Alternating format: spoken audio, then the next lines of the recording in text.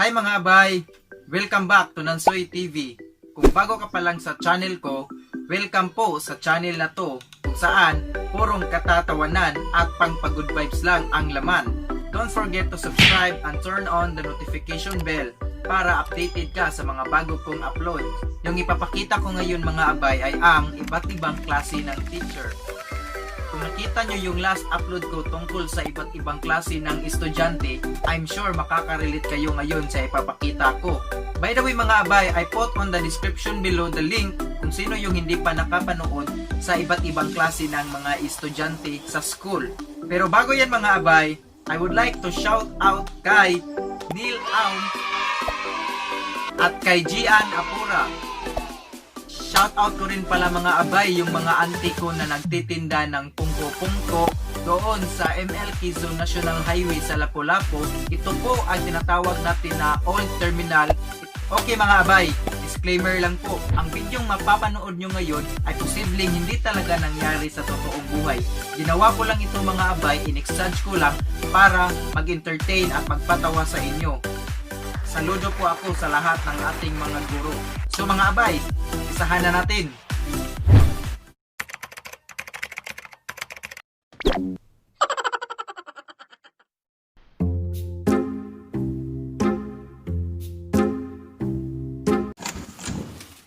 Good morning class!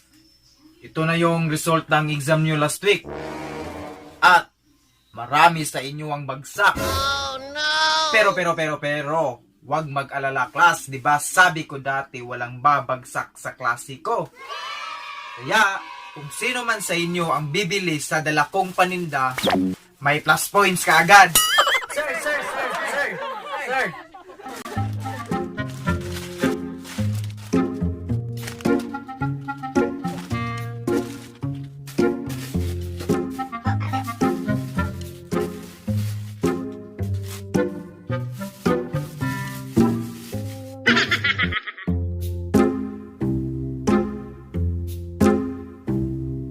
Okay, class? Sino yung sekretary nyo dito? Okay, Butchoy. Pakisulat yung nasa aklat from page 1 to 150. Lalabas lang ako saglit. Kunin ko lang yung class record nyo. Ops. Walang lalabas sa inyo. Pag kayo nakita ko sa labas, naku, malilintikan kayo sa akin. A few moments later. Hi, ma'am. Kamusta mga estudyante mo? Alam mo ba, ma'am, yung sa akin? Naku! Ang tamad-tamad at ang iingay pa!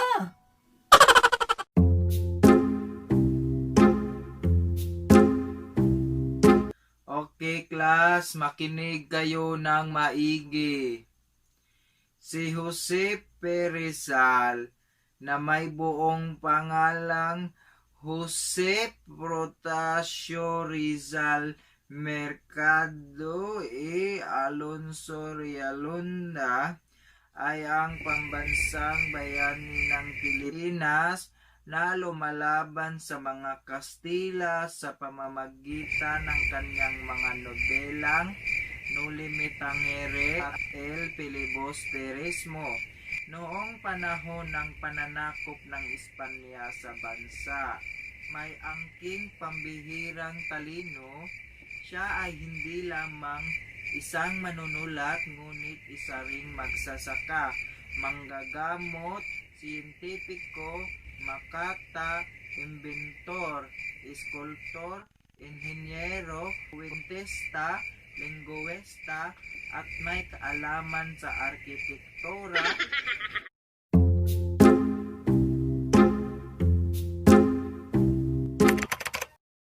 Okay, class. If one's grandfather's age is 75 and one's age is 20, what is the difference of their age? 55 ma'am. Okay, class. In 3 more years, Juan's grandfather will be 6 times as old as Juan was last year. Oh, no! When Juan's present age is added to his grandfather's present age, the total is 68. How old is each one now?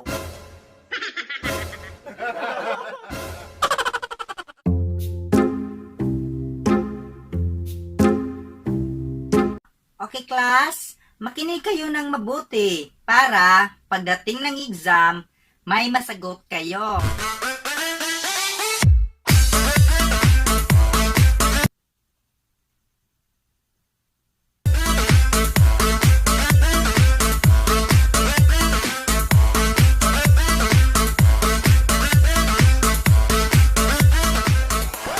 Mr. Makabali, ano ginagawa mo?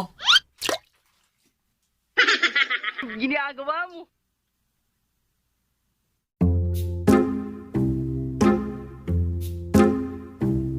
Bakit ba ayaw niyong makinig sa akin, class? hirap na nga ako sa kakaturo sa inyo. Pag-uwi ko sa bahay, gagawa pa ako ng lesson plan para ituturo ko sa inyo bukas at check ko pa yung mga homeworks niyo. Halos wala na nga akong tulog. Pero ayaw niyo lang makinig sa akin. Maawa naman kayo sa akin, class. Ma'am, sa kabilang section po yung estudyante nyo, ma'am. Hindi po kami. Ay, hala. Sorry, class. Sige.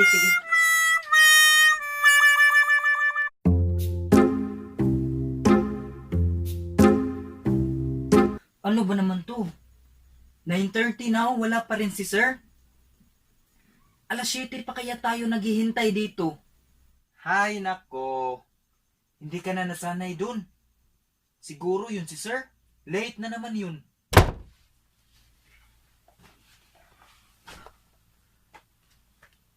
Good morning, class. Naririnig kong pinag-uusapan niyo ako. Bakit? Anong meron?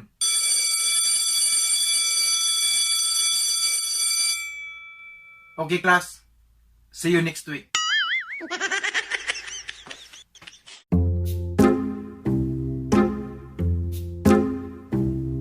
Grabe, Brad. Kita mo yung game winner shot kahapon ni Booker? 3 bantay, biglang ikot, shoot, ayun, panalo. Nako, tsamba lang yun. Kasi nahuli si Paul George. Kung hindi sana siya natulas, nako, butata yun. Oh no!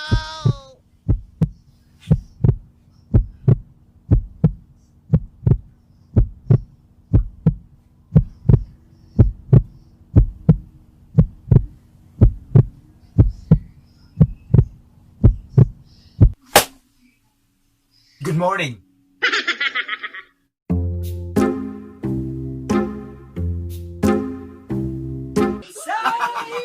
Ano ba naman tong mga kalaban ko? Ang tanga-tanga.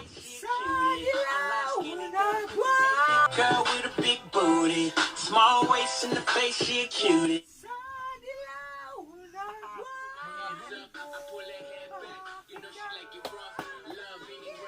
Good morning, class. Class, good morning. I'm here. I'm your teacher. Hello, class. Good morning. I'm here. I'm your teacher. Girls with them A cups, long legs with them little bitty butts. Mga bubo! Please, huwag kayong maingay. Butchoy. Tigilan mo na yung nilalaro mo. Kalaban ko, ang tanga-tanga. Oh, Mga bugo. ikaw, Juan. Maganda sana yung kinanta mo, kaso hindi bagay sa boses mo. Shh, Natoy! Always in the face, she a cutie. Bawal magpatugtog ng music sa klasiko. Class, makinig kayo sa akin.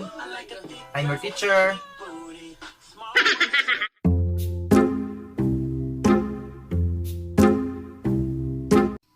Okay, class. This is how to divide fractions. Example, 3/7 divided by 4/5. Okay, class. So, there are 3 simple ways to divide a fraction. Nakikinig ba kayo, class? So, the reciprocal of the number, which will multiply together the product is always 1. Second, multiply the first fraction by third, the second fraction, the one you want to divide by upside down or get its reciprocal. Oh, ba't may maingay dyan sa likuran? Makikinig kayo dapat, ha? Multiplication of fractions. How to multiply fractions? Multiply the numerator by the first fraction. By numerator of the second fraction. Multiply the denominator of the first fraction. Ba't may maingay dyan sa likod? Multiply the value from the first fraction by the value of the second fraction. Simplify it. Simplify the answer, reduce it to the lowest term. Ano class? Nakuha nyo ba?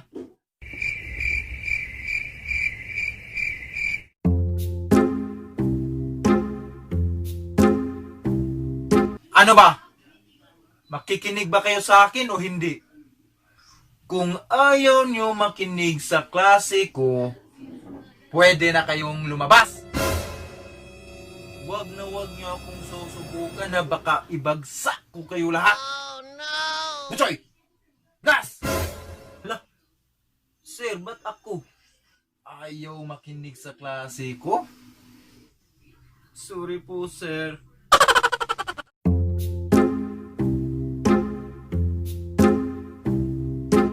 Okay, class. Sana naintindihan nyo kung gaano ka-importante ang pag-separate ng basura sa nabubulok at sa mga hindi nabubulok. Huy, Buchoy! Kanina ka pa. Ba't hindi ka nakikinig sa klase ko? Ano? Marunong ka na? Marunong ka na? Huwag mo ako takutin na kahit kapangalan pa ng papa mo si San Goku.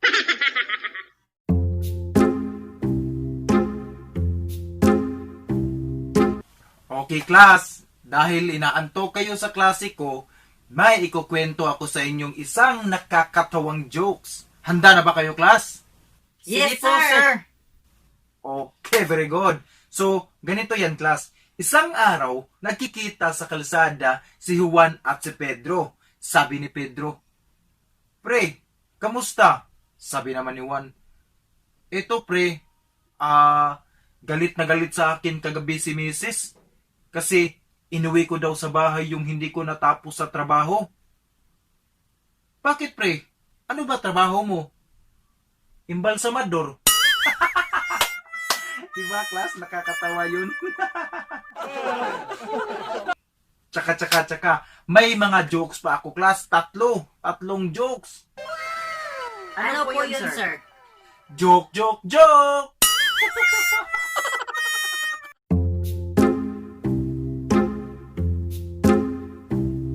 Okay, class. Makinig kayo ng maigi dahil may ikukwento ako sa inyo. Ito ay tungkol kay Stella at ang mga kaibigan niya sa araw ng Pasko. Mayaman at komportableng Ginagawa mo? ang naging isang anak ng pagkawan, lumangil at pangkingat. Ngunit, minsan, hindi nagusto ng dalaga ang pagiging anak ng mayaman. Ang katunayan,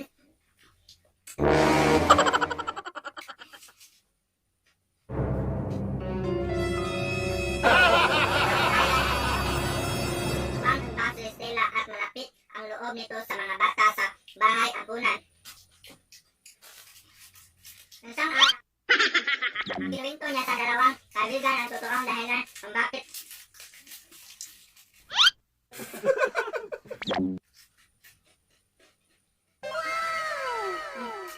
galing niya sa bahay ang mga bata.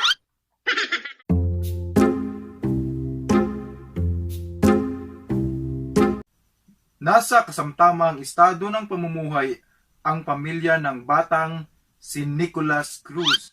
Mas kilala siya sa kalye Sampaguita bilang si Kulas. 10 taong gulang na anak ni na Julio at Vina Cruz. Nagtatrabaho sa isang paggawaan ng mga sasakyan sa bahay ang ama ni Kulas, samantalang kahira naman ng isang tindahan ang kanyang ina. "O, Klas, parang inaantok ata kayo. Bakit? Napagod ba kayo kanina sa exercise natin?"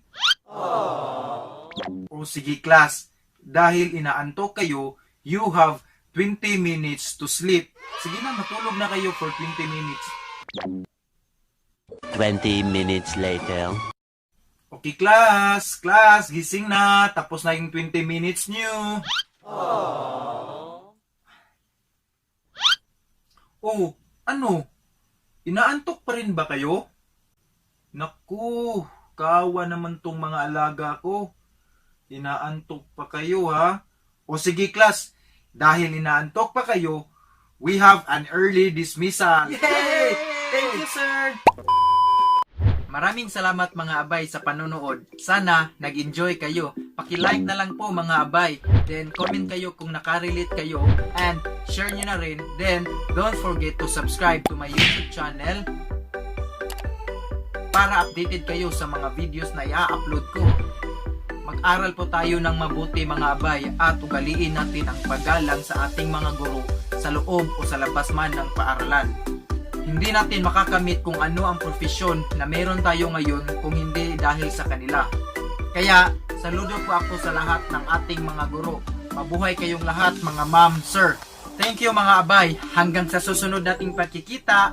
Paalam!